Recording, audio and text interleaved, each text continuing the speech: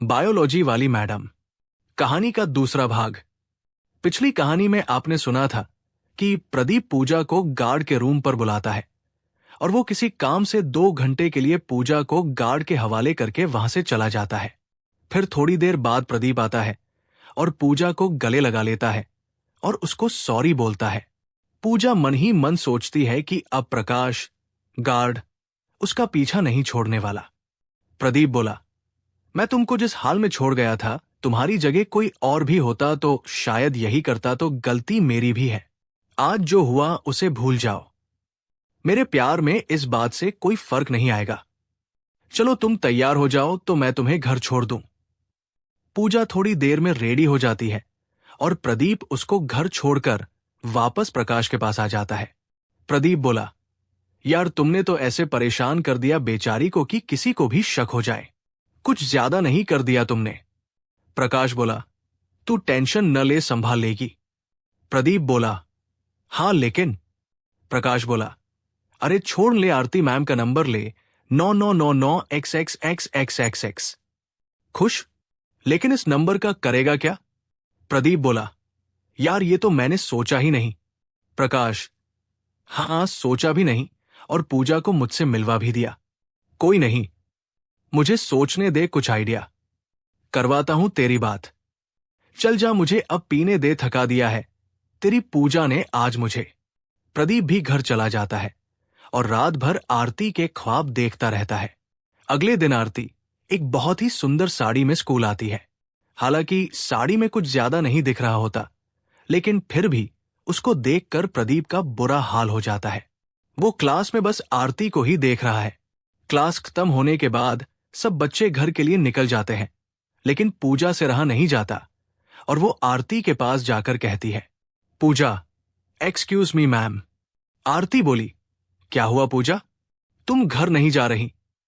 पूजा बोली, वो ma'am actually आपके ब्लाउज का हुक टूट गया है। साड़ी का पल्ला होने से क्लास में तो किसी ने नहीं देखा, लेकिन। आरती बोली, ओहो, ब्लाउज थोड़ा कस गया है, लेकिन देर हो रही थी तो मैं यही पहन कर आ गई।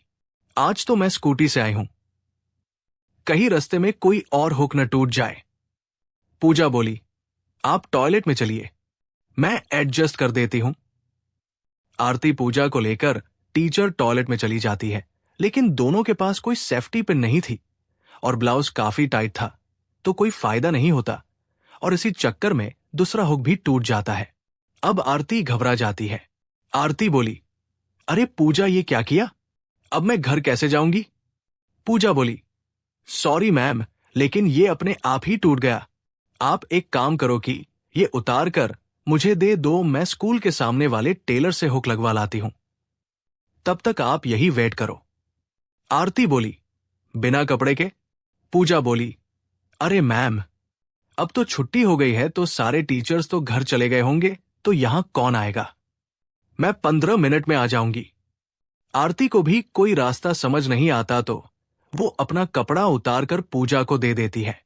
पूजा जैसे ही टॉयलेट से बाहर आती है, उसे सामने प्रकाश दिख जाता है। प्रकाश बोला, अरे पूजा, तू घर नहीं गई और ये टीचर्स के बाथरूम में क्या कर रही थी? पूजा बोली, ओफो, मैं आरती मैम का ब्लाउज ठीक करवाने ले जा रही हूं। बहुत टाइट था तो इसके हुक टूट गए हैं। बेचारी अंदर वेट कर रही है। प्रकाश बोला, अच्छा, एक काम कर, ये कपड़ा मुझे दे दे और तू जा, तेरी बस जाने ही वाली है। मैं इसके हुक लगवा कर मैम को दे देता हूं। पूजा बोली, लेकिन? प्रकाश पूजा से कपड़े ले लेता है, लेकिन वेकिन न कर, तेरी बस छूट जाएगी। तू जा, मैं इसे ठीक करवा के मैम को दे देता हूं। अब अपनी पूजा के लिए इतना तो करना ही पड़ेगा। पूजा बोली, ठीक है, मैं जा रही हूं, लेकिन ये जल्दी से मैम को दे देना। बेचारी काफी परेशान है। प्रकाश जाकर कपड़े का हुक तो लगवा देता है, लेकिन दर्जी से कहता है कि सारे हुक थोड़े और टाइट कर दे। दर्जी ऐसा ही करता है और प्रकाश कपड़े लेकर वापस आ जाता है और गार्ड रूम में बैठ जाता है। उधर आरती की हालत खराब है। उसके पास पूजा का नंबर भी नहीं था कि वो उसे फोन ही कर लेती।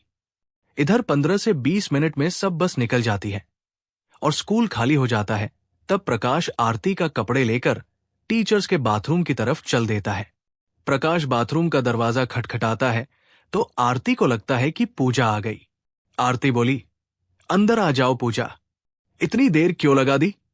प्रकाश भी बिना कुछ कहे अंदर आ जाता है, जहां आरती सिर्फ खड़ी होती है। उसको देखकर प्रकाश अपने ख्यालों में खो जाता है। तभी आरती की आवाज से वो अपने ख्यालों से बाहर आता है। आरती बोली, हाउ डेयर यू, ऐसे लेडीज टॉयलेट में घुसने की तुम्हारी हिम्मत कैसे हुई? प्रकाश बोला, वो सॉरी मैडम, लेकिन आपने ही तो बोला कि अंदर आ जाओ। मैं तो वो आपका कपड़ा देने के लिए डोर नॉक किया था। आरती बोली, मैंने पूजा को अंदर आने को बोला था। वो कहाँ गई? प्रकाश बोला, मैडम उसकी बस जा रही थी तो वो मेरे को देकर घर चली गई कि मैं ये आपको दे दूं। आरती बोली, अच्छा अच्छा, लाओ दो मुझे और तुम बाहर जाओ।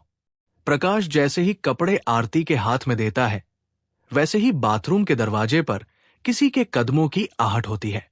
प्रकाश फौरन मौके का फायदा उठाकर आरती का हाथ पकड़कर एक टॉयलेट में घुस जाता है और दरवाजा अंदर से बंद कर लेता है।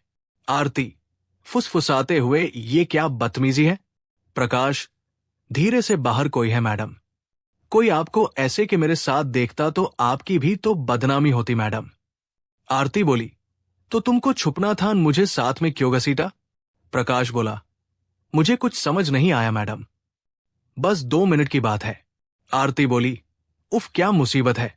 प्रकाश बोला, मैडम आपको बुखार है क्या? आपका बदन तो भट्टी की तरह ताप रहा है। आरती बोली, बकवास बंद करो और जल्दी से हुक लगाओ और यहां से बाहर निकलो। कोशिश तो कर रहा हूं मैडम, लेकिन नहीं हो रहा। आरती शर्म से पानी पानी हो जाती है। आरती को इस तरह की उम्मीद बिल्कुल नहीं थी। वो शॉक हो जाती है और प्रकाश का हाथ हटाकर उसे धक्का दे देती है तो वो टॉयलेट की दीवार से टकरा जाता है। ये आवाज बाहर खड़ी इंग्लिश की टीचर निधि को सुनाई देती है। निधि बोली, कौन है अंदर? सब ठीक तो है? आरती को कुछ समझ नहीं आता कि क्या कहें, लेकिन प्रकाश उसको बोलने का इशारा करता है। आरती बोली, मैं हूं निधि, थोड़ा पैर स्लिप हो गया। निधि बोली, छुट्टी हुए इतनी देर हो गई और तू अभी घर नहीं गई? आरती बोली, हाँ वो थोड़ा पेट गड़बड़ है इसीलिए। तू क्यों रुकी है? निधि बोली, अरे वो प्रिंसिपल सर ने मीटिंग के लिए बुला लिया था। चल मैं तेरा वेट करती हूं, तू मुझे ड्रॉप कर देना। आरती बोली, ओके। आरती हल्की आवाज में प्रकाश को डांट लगाती है। आरती बोली, तुम्हारी हिम्मत कैसे हुई मुझे हाथ लगाने की? प्रकाश, लेकिन मैडम आपने ही तो कहा था कि एडजस्ट कर दो। आरती बोली, मैंने कुछ नहीं कहा था और एडजस्ट करने के लिए तुम ऐसी हरकत करोगे? प्रकाश, सॉरी मैडम, मैं तो एडजस्ट करने की कोशिश कर रहा था। आप कहती है तो मैं चला जाता हूं। आरती बोली, अरे कहां जा रहा है बेवकूफ? बाहर निधि मैडम खड़ी होंगी, मेरे बाहर जाने के थोड़ी देर बाद ही निकलना यहां से। प्रकाश बोला, ठीक है तो आप जाइए पहले। आरती बोली, बिना कपड़े के कैसे जाऊं बाहर? प्रकाश बोला, अरे मैडम ये कपड़े आपको नहीं आएगा, मैंने काफी कोशिश करके देख ली। तब तक निधि आवाज लगाती है। निधि बोली, अरे कितना टाइम लगाएगी आरती? आरती बोली, बस 5 मिनट और।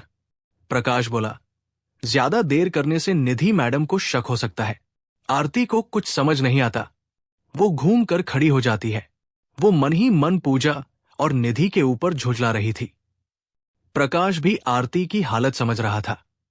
आरती किसी तरह पहन लेती है, लेकिन क्लिप अभी भी नहीं लग रहे होते तो प्रकाश खींचकर किसी तरह क्लिप लगा देता है और कहता है, मैडम अपने साइज का कपड़ा पहना कीजिए। शुक्र है कि क्लिप बंद हो गए, वरना इस हालत में कोई मुझे आपके साथ देख लेता तो मेरी कितनी बदनामी होती। वैसे एक बात बोलूं, बुरा मत मानिएगा, आप बहुत सुंदर हैं। आपके पति काफी किस्मत वाले हैं कि उन्हें आपके जैसी सुंदर बीवी मिली। ये कहते हुए प्रकाश अपना हाथ आरती के कंधे पर रख देता है। आरती प्रकाश का हाथ झटक देती है और कहती है, दूर हटो मुझसे और मेरी कपड़े वापस करो। अरे कपड़ा हाथ में लेकर जाएंगी तो निधि मैडम शक करेंगी। आप अभी जाइए, मैं रात में आपके घर पहुंचा दूंगा। आरती बिना कुछ कहे बाहर आ जाती है और निधि के साथ बाथरूम से बाहर निकल जाती है। उस रात को आरती जब सोने के लिए लेटती है तो उसे अपने शरीर में एक अजीब सी बेचैनी महसूस होती है। आमतौर पर वो ज्यादा परेशान नहीं होती, लेकिन आज प्रकाश और पहले दीपक की हरकतों ने उसको परेशान कर दिया था। उसे नींद ही नहीं आ रही थी। बस वो यही सोच रही थी कि उसके साथ ये सब क्यों हो रहा है। वो शेखर को मिस करने लगती है। 2 दिन से शेखर ने उसे कॉल भी नहीं किया था, तो वो शेखर को फोन मिला देती है। शेखर बोला, हाय डियर। आरती बोली, हेलो, क्या हो रहा है? शेखर बोला, कुछ खास नहीं, बस सोने की तैयारी। बताओ, कुछ खास बात है क्या? आरती बोली, क्यों, अब क्या मैं बिना किसी बात के आपको कॉल भी नहीं कर सकती? एक तो आप मेरी याद करते नहीं हो, और जब मैंने कॉल किया तो वजह पूछ रहे हो। शेखर, नहीं, ये बात नहीं है। तुम तो जानती हो कि टूर पर कितना ज्यादा काम होता है, तो किसी से भी बात करने का मन नहीं होता। आरती बोली, अच्छा, तो अब मेरी गिनती किसी में हो गई? शेखर बोला, देखो यार, अब तुम झगड़ा मत करो। मैं बहुत थक गया हूं और नींद से आंखें बंद हो रही है। कल फ्री होकर बात करते हैं। Okay okay. शेखर फोन काट देता है। आरती को शेखर से बात करके आज अच्छा नहीं लगा। वो उससे और देर बात करना चाहती थी। वो मन मसोस कर सोने की कोशिश करती है, लेकिन बार बार उसकी आंखों के सामने आ जाता था कि कैसे प्रकाश ने हरकत किया था। उधर नीचे गार्ड रूम में प्रकाश आरती के कपड़े लेकर बैठा था। वो मन में बार बार नए प्लान बनाता है कि कैसे आरती से मिले। वो सोचता है कि अभी कपड़े देने के बहाने आरती के फ्लैट में जाकर उसे मिले, लेकिन उसकी इतनी हिम्मत नहीं होती। वो बड़ी हसरत से आरती के फ्लैट की तरफ देखता है कि शायद आरती की एक झलक मिल जाए, लेकिन वहां अंधेरा छाया है। उधर पूजा दीपक को बता देती है कैसे मैम का कपड़े उससे प्रकाश ने ले लिया था। दीपक प्रकाश को फोन करता है, लेकिन प्रकाश फोन नहीं उठाता। अगले दिन संडे है, तो प्रकाश रूम पर पहुंचकर दीपक को कॉल करता है। क्या हुआ भाई, रात को 3 बार कॉल किया तुमने? दीपक बोला, अरे तो उठाया क्यों नहीं? यार, फोन रूम पर ही रह गया था, अभी वापस आया तो देखा। बोल, क्या बात है? ये बता कि कल तूने पूजा से आरती मैम का कपड़ा लिया था, फिर क्या हुआ? दे दिया ना? नहीं, वो अभी भी बाथरूम में खड़ी है, जाकर देख ले। मजाक मत कर, बताना क्या किया तूने? दारू लेकर रूम पर आ जा तो बताता हूं, वरना रात भर ड्यूटी करके आया हूं तो सोने दे। रुक भाई, अभी 10 मिनट में आया। दीपक चुपचाप अपने पापा के बार से एक बोतल लेकर बैग में रख लेता है और प्रकाश के रूम पर पहुंच जाता है। प्रकाश के बेड पर कपड़ा देखकर दीपक पूछता है, अबे ये कपड़ा किसकी है यहां? खुद अंदाजा लगा ले, तू जानता है उसे। पूजा की है क्या? नहीं। बताना, क्यों नखरे कर रहा है? तेरी आरती मैम की है। हाँ हाँ हाँ। फिर प्रकाश मिर्च मसाला लगाकर सारी बात दीपक को बता देता है। यार, मैम से मिलने का कुछ जुगाड़ कर जल्दी। देख, पूजा को भी तुझसे मिलवा दिया मैंने, अब उनके बिना रहना बहुत मुश्किल है। प्रकाश बोला, चिंता न कर, जैसे इसी कमरे में पूजा आई थी वैसे ही इसी कमरे में आरती भी आएगी, पर थोड़ा सब्र करना होगा। इतनी आसानी से हाथ आने वाली नहीं है ये चिड़िया, शराफत का ढोंग करती है। हाँ यार, बस वाले दिन के बाद से तो मेरी हेलो का भी जवाब नहीं देती मैम। कोई नहीं, तुम फिलहाल पूजा से मिले तब तक मैं कोई आइडिया लगाता हूं। यार, पेपर्स आ रहे हैं, आरती मैम की वजह से पढ़ने में बिल्कुल मन नहीं लगता। पेपर्स मिल जाएंगे न, इस बार भी मिल तो जाएंगे, लेकिन इस बार पैसे थोड़े ज्यादा लगेंगे। तुम इंतजाम रखना। कितना लगेगा? हर पेपर का 10,000। क्या बोल रहे हो यार, इतना कैसे लाऊंगा? बोर्ड के पेपर है यार, इससे कम में नहीं होगा। इतना तो मैं अकेले नहीं कर पाऊंगा। कुछ और दोस्तों से बात करूं क्या? नहीं नहीं, किसी से बात मत करना, मेरी नौकरी खाएगा क्या? अच्छा, परेशान मत हो, मैं कुछ जुगाड़ करता हूं। अब तू जा, मैं भी कुछ देर सो लेता हूं। दीपक घर चला जाता है और प्रकाश पेग लगाकर सो जाता है। शाम को वो आरती की सोसाइटी में ड्यूटी देने जाता है। थोड़ी देर बाद उसको आरती मार्केट से कुछ सामान लेकर आते हुए दिखती है। प्रकाश फौरन उसके पास जाता है और उसके हाथ से बैग लेकर बोलता है, मुझे दीजिए मैडम, मैं पहुंचा देता हूं। आरती बोली, नहीं नहीं, रहने दो। अरे रहने कैसे दूं? ये तो ड्यूटी का पार्ट है। आरती वहां कोई तमाशा नहीं करना चाहती तो वो बैग प्रकाश को दे देती है और चुपचाप लिफ्ट की तरफ चल देती है। प्रकाश बैग लेकर उसके पीछे चल देता है। लिफ्ट में आरती सोचती है कि प्रकाश से बात करनी ही पड़ेगी। वो घर जाकर लॉक खोलती है और प्रकाश को सामान किचन में रखने को बोल देती है। सामान रखकर प्रकाश वापस आता है और आरती को देखने लगता है। आरती को प्रकाश की इस हरकत से थोड़ा गुस्सा आ जाता है। प्रकाश आरती के करीब आते हुए बोलता है, और बताइए मैडम, और कोई सेवा करूं आपकी? आरती बोली, पहले तमीज से खड़े रहो और कान खोलकर मेरी बात सुनो। प्रकाश आरती को गुस्से में देखकर घबरा जाता है। मुझसे कोई गलती हुई क्या मैडम? आरती बोली, एक तो तुमने कल स्कूल में बदतमीजी की, फिर आज जबरदस्ती बैग उठाने के बहाने मेरे घर में घुस गए और फिर आते जाते हमेशा मुझे देखते रहते हो।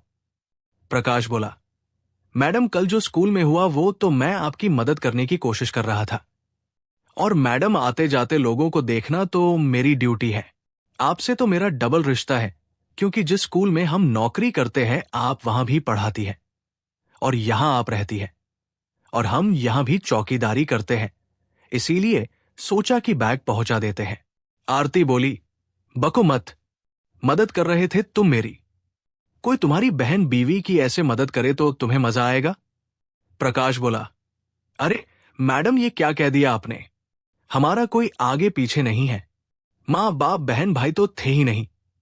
बीवी थी तो वो भी 8 साल पहले मुझे अकेला छोड़कर चली गई।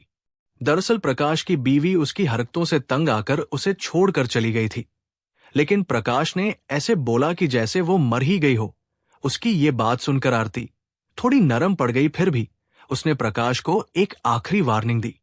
आरती बोली, अच्छा अच्छा ठीक है, लेकिन दोबारा ऐसी हरकत मत करना, वरना तुम जानते हो कि प्रिंसिपल सर के साथ साथ सोसाइटी के सेक्रेटरी से भी शिकायत करूंगी।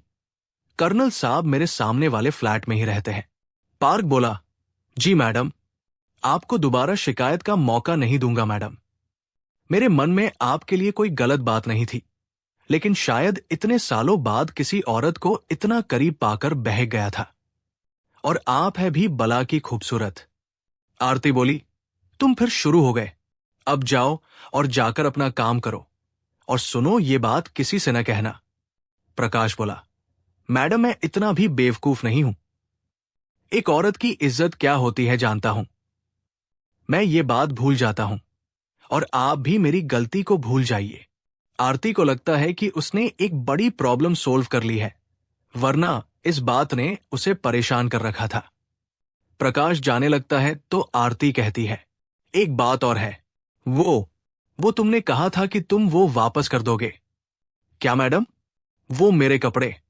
अच्छा मैडम, वो तो मेरे रूम में है, लेकिन आपसे मेरी एक रिक्वेस्ट है, वो आप मेरे पास ही रहने दीजिए। तुम उसका क्या करोगे? तुम्हारी तो बीवी भी नहीं है। आप नाराज ना हो तो मैं बताओ। नहीं होगी, अब बोलो। वो मैडम, ऐसे कपड़े मैंने आज तक देखी ही नहीं थी। मेरी बीवी तो सादी सी कपड़े पहनती थी, और फिर मुझे तो कई साल हो गए औरत के साथ मिले हुए, लेकिन जब आपकी कपड़े लेकर सोता हूं तो मुझे बहुत अच्छा लगता है। आरती ये सब सुनकर शॉक हो जाती है। वो पछताती है कि उसने इसकी बात क्यों की, लेकिन फिर सोचती है कि इसकी बीवी को मरे 8 साल हो गए तो बेचारा कितना अकेला होगा, तभी ऐसी फालतू बातें करने लगता है। अकेला होने का दर्द तो आजकल आरती भी महसूस कर रही थी। आरती बोली, अरे तुम्हें इतना समझाया, लेकिन तुम फिर से शुरू हो गए। प्रकाश, मैडम नाराज न होइए। आप कहती हैं तो मैं कल आपके कपड़े वापस ले आऊंगा, लेकिन वो काफी गंदी हो गई है, शायद धोने से भी साफ ना हो। अब आप उसे कैसे पहन पाएंगी? आरती बोली, प्रकाश बोला, बोलिए ना मैडम, आपके कपड़े वापस लाऊं या फिर उसको अपने इस्तेमाल के लिए रखने की परमिशन है? आरती बोली, हाँ तुम रख लो, लेकिन किसी को बताना नहीं कि वो किसकी है। अब जाओ। प्रकाश, थैंक यू मैडम। कोई भी काम हो तो मुझे जरूर बताइएगा। कहानी जारी रहेगी।